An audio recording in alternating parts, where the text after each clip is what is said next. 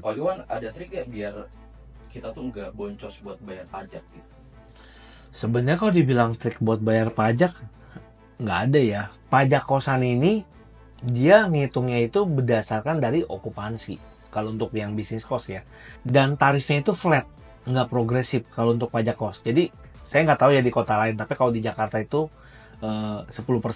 Jadi misalkan kita punya omset satu bulan 10 juta, maka pajak yang harus kita bayarkan 1 juta.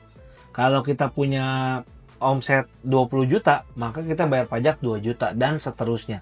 Jadi kalau omset kita lagi turun, misalkan cuma dapat 5 juta, ya kita bayar cuma 500.000. Jadi nggak ada trik sih untuk ibaratnya mengakali pajak ini, karena memang walaupun kita misalkan dapat 1 miliar, kita bayar pajak cuma 100 juta.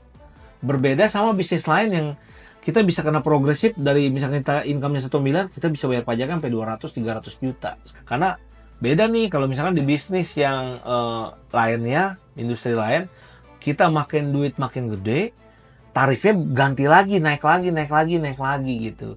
Tapi kalau di bisnis kos, berapapun omset Anda, 10%. Itu loh.